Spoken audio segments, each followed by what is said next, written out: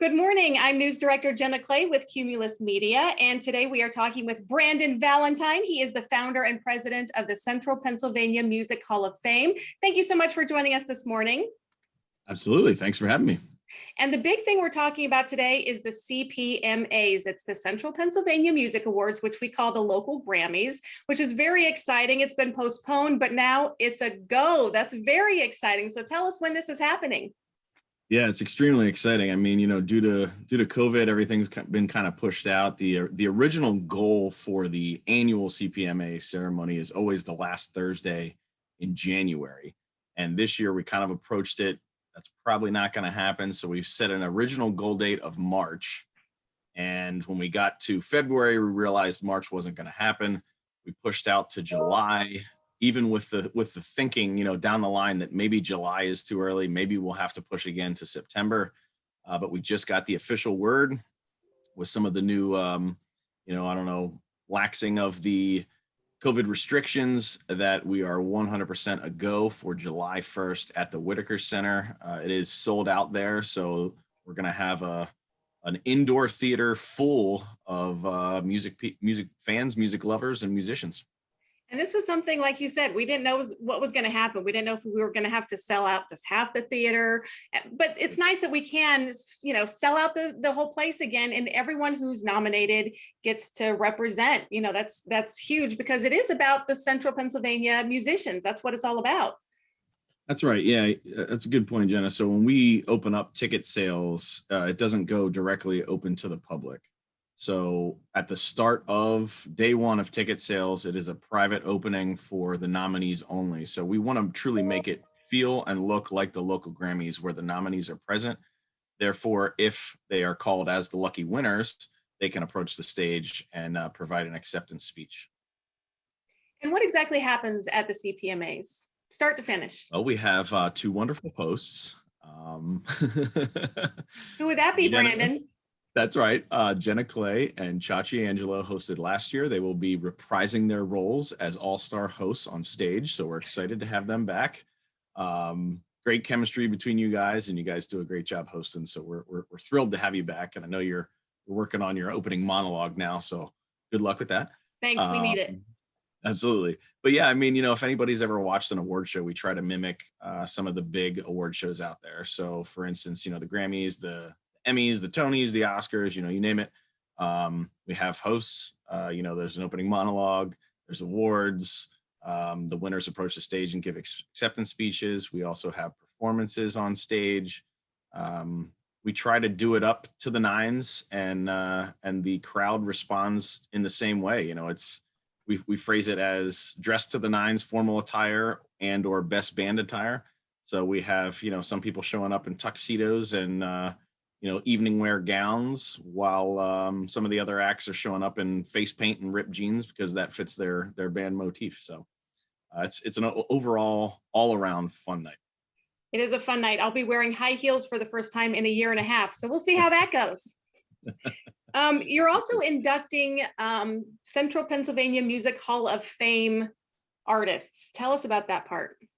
That's right. Yeah. So there's kind of two arms to the Hall of Fame as of now. One would be the annual award ceremony, like the local Grammys, that acknowledges the best of the best from our area within the past year. So this year will be the awards for the best of 2020. And then, as you mentioned, the other arm is the Hall of Fame itself, where we take a look back at the best of the best from our area in years past. So this can go back to the 50s, even beyond. I mean, we have, some people from the big band era, the 50s, 60s, 70s, 80s, all the way up to after the 2000s. So there is a ballot of local acts, artists, bands who have been successful in the past from our area, who have either resided in our area or spent some time in our area. Whatever it is has a connection to Central Pennsylvania. And on that expansive list that right now we have 50 people on the ballot. We inducted 6 this year, and we look to continually add people to the ballot year after year. And even our consideration to put people on the ballot or put bands or acts on the ballot is quite expansive. I mean, I think it's somewhere in the range of 50 to 100 acts who aren't even on the ballot yet who are considered. So it's really a measure of the talent that has come from this area that is recognizable, that is, outstanding and worthy of the accolades of being inducted into the Hall of Fame. And there's So some big names that have come out of this area, right? yeah, absolutely. I mean, the biggest of the biggest that, kind of the general public would kind of relate to would probably be Poison, Live, Fuel, and Taylor Swift. A lot of people don't know, she's from the Wyomissing Reading area. So yeah, I mean, and even beyond that, there's quite large acts too. Hailstorm's getting inducted this year. The Badleys are getting inducted this year. Also inducted this year is Tommy Dorsey and Jimmy Dorsey. Um, Fantastic artists, trombone player, clarinet player, big band directors from I think the 50s, I want to say.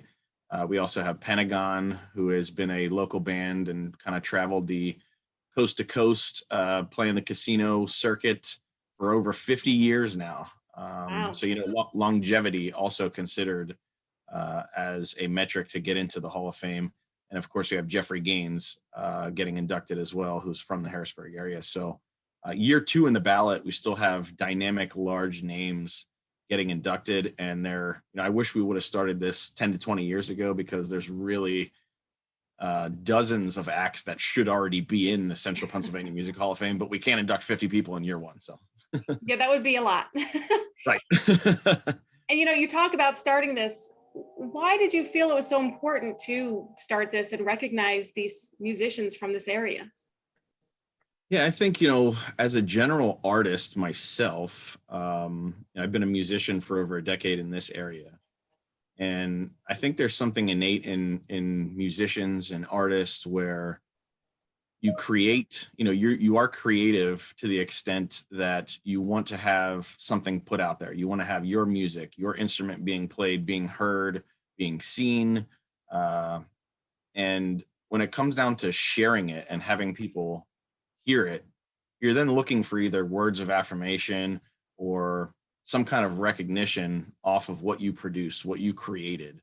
And I just saw that kind of as a void in this area. Whereas somebody releases an EP right now, they get it out there, family and friends listen to it. They try to, send it out to the mass crowds, and sometimes it falls flat. So using this as a means to recognize really the talent that we have in our area, and hopefully have it serve as like a springboard to make it into something bigger. So the thought was, if we can recognize local musicians on a smaller scale, that can add to their resume. They can get bigger and better gigs maybe outside of this area to say, hey, I won best rock band of 2020 in Central Pennsylvania. And it's a line item on their resume that someone says, hey, maybe we should take a look at these guys. So not only for, the personal sense of the musician or the recording artist to feel affirmed, like they're doing something of value and they're really creating something that is making a difference and that's being seen and being heard, but also, to add value to them to help grow their own individual brand and really try to elevate them to the next level.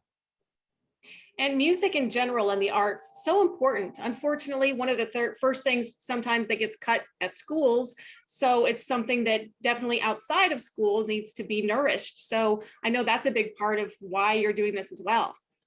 Yeah, 100%. I mean, outside of the recognition point from the Hall of Fame and from the Central Pennsylvania Music Awards, the Central Pennsylvania Music Hall of Fame is actually set up as a nonprofit, and that is justified through youth music education. So that is a large part. It's the foundation. It's the core of what the Hall of Fame is based on, which is not only build up the local music scene from, the best of the best in the past, as well as the best of the best currently, but build it up for the next generation. So we provide youth music education camps.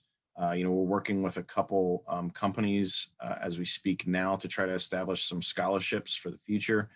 So we're recognizing youth music artists, children's music artists, and giving them a chance to possibly even book at some venues that they might not get a chance to. A lot of times, you need to be over 18 or over 21 to play in certain venues. So it's hard for, 15, 16-year-olds who are trying to make it to get some exposure. So we provided some exposure to them via live streams on our Facebook page, as well as trying to book opportunities for them in in local venues as well. So yeah, I mean, it's interesting you mentioned that because we say, youth music education is at our foundation, and in kind of thinking and expanding on that, we said that's really the core of what it is, right? So we established a second music ceremony here called the Core Awards. And we use the name Core because it reflects companies and education at the core of Central Pennsylvania. So a second ceremony on top of the local Grammys. How about that? You just can't get enough to do, I guess. Apparently you're in like 12 bands and, That's right. one award show wasn't enough. So let's just keep going. So That's right. why is it important to have the second award show to recognize this group of people? Yeah, we wanted to kind of separate it out. Number one, because we have a lot of additional categories this year that we didn't have last year. And we wanted to make sure that the CPMAs, the local Grammy show at the Whitaker Center, isn't 3 hours long or 4 hours long or whatever, like, a lot of times the Grammys and the Oscars do, because people only have a certain amount of attention span. So that's kind of number one, but more so we wanted to separate it out because we wanted to recognize our local businesses and the youth musicians, right? So this separate award show is more like the Golden Globes before the Oscars. It's a sit down kind of round table dinner style award show. And just like they do at those ceremonies where, like, say, best song of the year or something, they'll have them featured on stage to perform one song, and then the second nominee will perform a song in between all the awards. The intent is what we're going to have is each of the youth artists featured on stage. And this is going to be at the Englewood and Hershey. So we're going to have, some of the 14, 15, 16, 17-year-olds get the opportunity to go out and perform a song on stage before the youth artist of the year is announced. So that's something we wouldn't have had the ability to do at the local Grammy show because we have performances from some of the inductees like the Badleys and Pentagon and Jeffrey Gaines.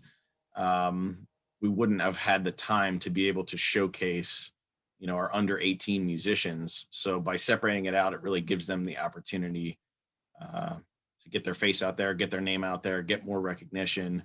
And, it's hard for a teenager to get a gig. So if we could create something that gives them the opportunity to do that, then we already win. I love that you're getting the kids so involved in this. You had mentioned the camps. What happens at these camps and how do people get their kids involved in them? Yeah, that's a great question. I mean, we're kind of at the elementary stage of that. We have done one prior to COVID, and since then we've kind of been hands off with it. But we have a wonderful director of music education, Miss Holly Serio, a former teacher. She's now a children's music artist as well. She actually provides the education at these music camps. And it's something that we did kind of outside in like a pavilion type area where we teach the kids music and instruments at a very basic level. So a lot of times I think that happens in, like third, fourth grade where the kids are in school. People bring around instruments and they say, hey, look at this. This is called a cello. This is called a saxophone. And the kids, relate to whatever they think. They pick that as their instrument and they start it, right? Cool. But before that, there isn't really a mode of kind of introducing instruments and introducing rhythm and sound. So what happens at these youth music education camps is they're introduced to more basic, I don't know, band, maybe garage band kind of elements. So there's bucket drums, introduce them to drums and rhythm. There are ukuleles, which is an incredibly great first instrument to learn on, being 4 strings as opposed to a 6-string guitar that's usually pretty big and cumbersome for a kid.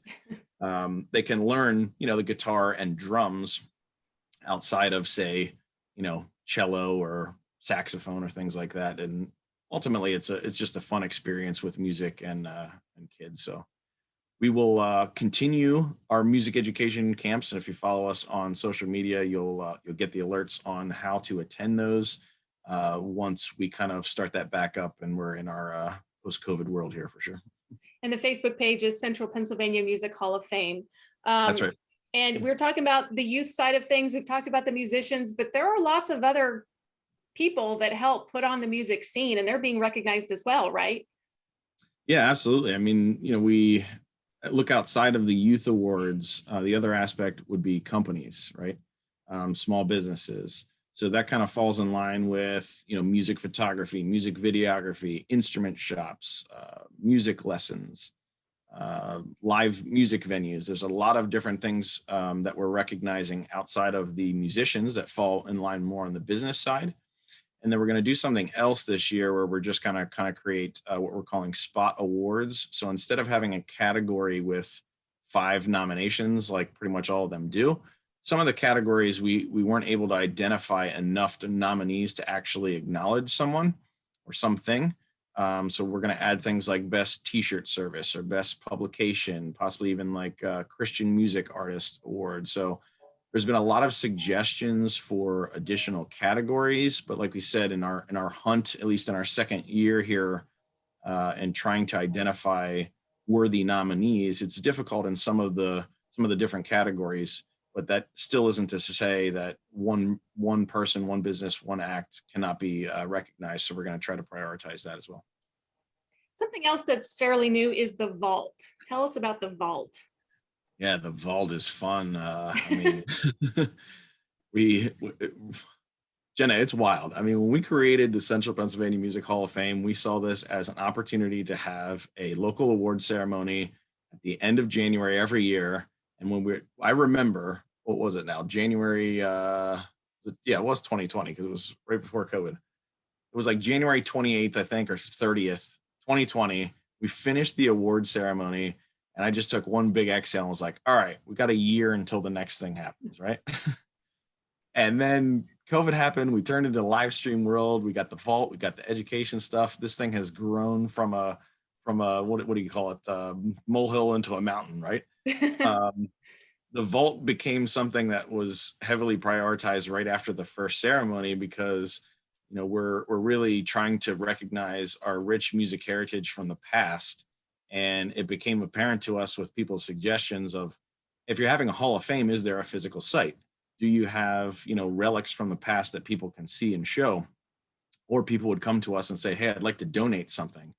I have an autographed album from the 50s of fill in the blank, or, we have a band jacket worn by a guitar player from the 80s. So that became very apparent that we need to start a collection of the relics in this area. And considering we are a nonprofit organization, we don't have a large acquisition fund to obtain, said relics. But at the same time, the local community has really responded to donate things from their personal collections to say that I want this to be immortalized in the Central Pennsylvania Music Hall of Fame. This deserves to be on display. This deserves the eyes of many in the area and the appreciation Central Pennsylvania wide.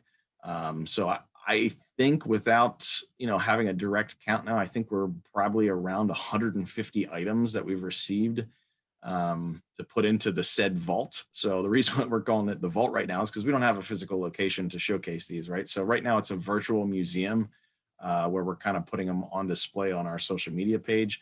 But the intent moving forward, definitely down the line, is for us to have the means to possibly have either partner with a physical location or potentially get a state grant to actually create a physical location. So it's exciting. I just figured it was your basement. I figured I'd come over, we talk a little, go in your basement, check it all out. Yeah, absolutely. Anytime. And you talked about, the pivot that had to happen in 2020, not only us pivoting for the show, but also the musicians pivoting to live streaming. How has that affected things, do you think? Yeah, it's a wild concept. I mean, I remember, just after St. Patrick's Day, it was like, what are we going to do? How are we going to, our job as a nonprofit is to recognize, support, and grow the local music scene. And right now it's just absolutely decimated. Gigs were canceled, venues were closed. How can we support local artists? And it was, a phone call that happened right after that with board member Mark Snyder of Keystone Amplifiers that he kind of approached me with the idea, and I was like, Mark, I'm on the same wavelength. What are we going to do? How are we going to do this? So we set something up actually in his personal residence in Hershey, Pennsylvania, with soundboard, with a camera, invited local artists in, and started the live stream and create a virtual tip jar. So these artists were, a lot of them are full-time musicians, and that's their livelihood. And their acquaintances, their friends, the the music community is very close knit. And we got to that point and said, we have to do something for our friends and for our community. And the virtual tip jar concept really took off. It's kind of been steady throughout the entire process. So we've done, I think, about 180 live streams over the past year throughout COVID, featuring different artists. And we are thrilled to say that we have accumulated over $30,000 in tips for these local artists on the live stream. So it's Awesome. wild. It's wild. I never expected that to happen, but that wouldn't happen without the support of the fans out there. And the biggest part about these live streams, I think, that have been so beneficial is there's, I don't know, on average there seems to be like 150 people tuning in, no matter who the artist is. So what that says to us is, no matter if it's a metal band or an acoustic folk act or a duo or you name it, a consistent audience is showing up, which means, we're approaching 10,000 likes on Facebook now. Some of these bands might have 1,000, 5,000, whatever it is. They're exposed to a broader audience, and it's probably someone who wouldn't seek out that type of music to start with. So the live streams in and of itself is a local way to showcase to people who probably wouldn't come to your show, who probably would say, oh, that's a hard rock show, that's not for me, or that's bluegrass, I'm not into that. But they'll tune in, even if it's for a minute or two, and catch a song. Maybe they get hooked on and then they stay out for the live stream. So the live streams have really been beneficial in that way to increase a new audience to the musicians. And the tips have kind of been steady throughout. I think that automatically begs the question is, do we see live streams as a way of the future and continuing on? And I don't know. They seem to be pretty consistent. But as we started this interview, here we are now, kind of opening up the world again to music venues and music theaters, and a lot of outdoor concerts seem to be happening here this summer. So in my mind, there's really nothing that beats live music. There's nothing that beats sitting in a room and feeling the bass drum pound in your chest, not being able to talk because the speakers are so loud. And then when you go home and you wake up in the morning, your voice is hoarse because you're trying to talk to your friend next to you over the live music and singing along or whatever it is. So I think the preference will always be for live music, but it'll be interesting to see how we progress forward with the live stream concept. Agreed. There's nothing like dancing on a speaker. Not that I've done it many, many times. I think the other thing that we noticed with the live streams, some people may have taken artists for granted before. Oh, it's a hobby. You do that full time. Wow. How do you make that kind of money? And then they realize, who did we turn to when things were locked down? The artists, to make us feel better and entertain us. So I think that that's kind of a cool new maybe another pivot that we had, realizing that these people should be a little bit more supported. Yeah, no, I agree. I mean, the sentiment that I try to always put out there is every national artist at one point in their life was a local artist. And if they didn't have the support of their local community, they wouldn't have made it to a national artist. Without a shadow of a doubt, we have more than a dozen acts in this area, possibly dozens with an S, who right now could be on the national main stage.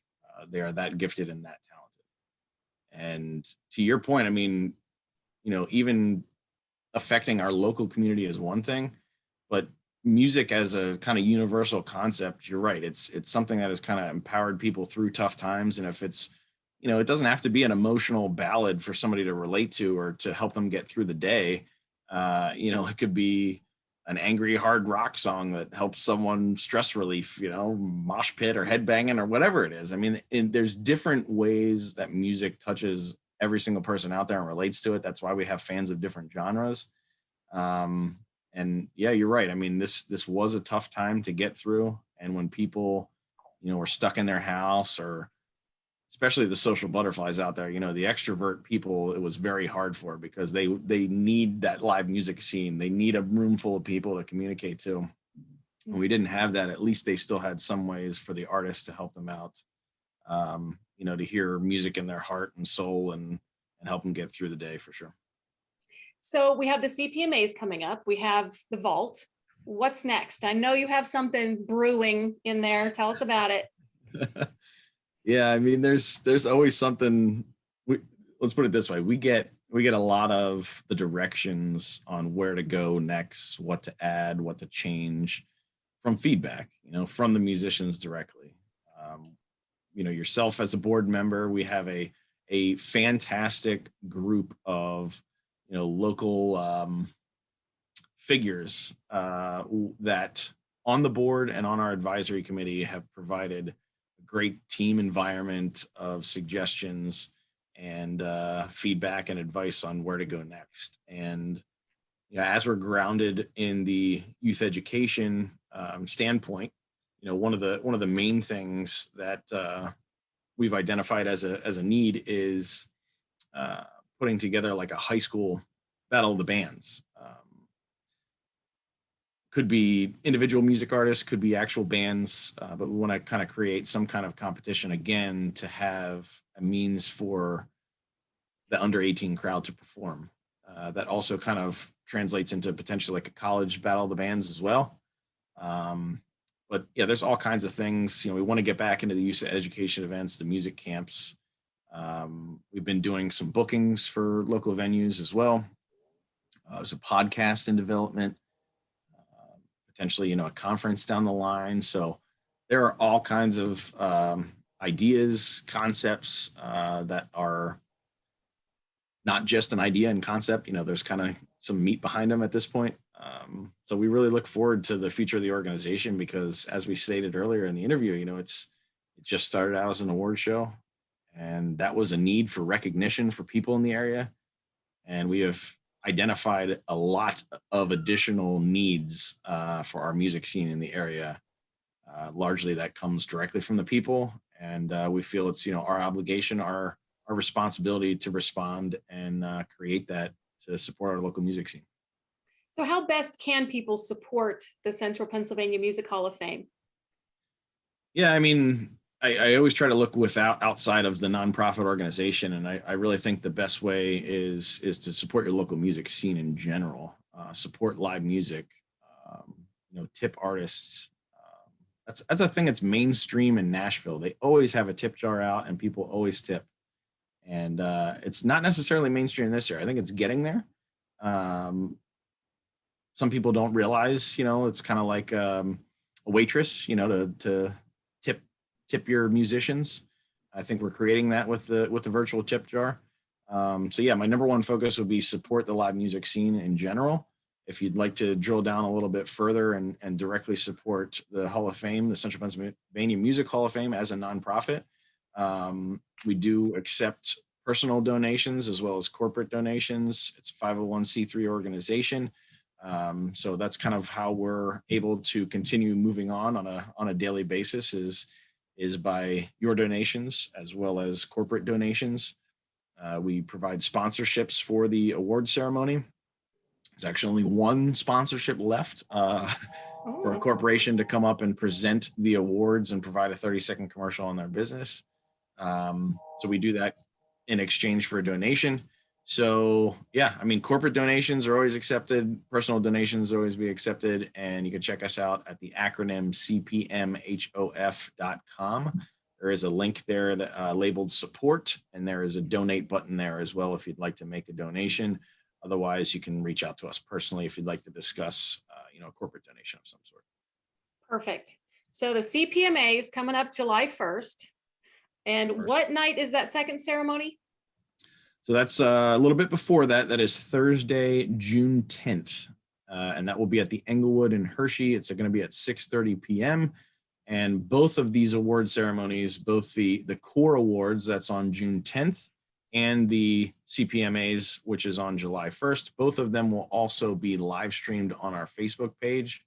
We're working with a professional in the area to make a extremely awesome looking live stream. I'm super pumped about that. So it's not just going to be like a camera in the back of the room. It's camera angles, all kinds of menu stuff on it. So it's going to be great. So both ceremonies undoubtedly will be sold out, and then we're going to open up to the masses for free to tune in on the live stream on Facebook as well. So everybody has a chance to take it in. So it's going to be a great fun night, a great after party, and then you got to hit the ground running because 6 months till the next one now. That's right. Yeah, we're going to keep moving forward with the goal of having it the last Thursday in January. So considering we had the delay due to COVID here, it means shorter turnaround time to celebrate the 2021 awards in 2022. Great. So yeah, you're right. Well, let's not think about that just yet. That's right. Let's just get through July 1st first year. That's right. Brandon, is there anything else that you wanted to bring up that we already haven't covered? No, I think you did a good job asking the questions there. And I think we touched base on a lot of different things. And for anybody tuning in who hasn't heard of the Central Pennsylvania Music Hall of Fame yet, I hope the information here presented gives you a good taste of what we do and how we support our local music scene. So Jenna, I'm thankful for you for the opportunity to do the interview here, the opportunity to advertise to a broader audience, and really appreciate you. Thank you so much. Well, geez, thank you. I mean, you've done amazing work here. So thank you for bringing the Central Pennsylvania Music Hall of Fame to Central Pennsylvania and the CPMAs, and good luck with the show for me too. But we'll see you on stage. And thanks so much for joining us, Brandon Valentine, founder and president of the Central Pennsylvania Music Hall of Fame. Thanks again. Thank you.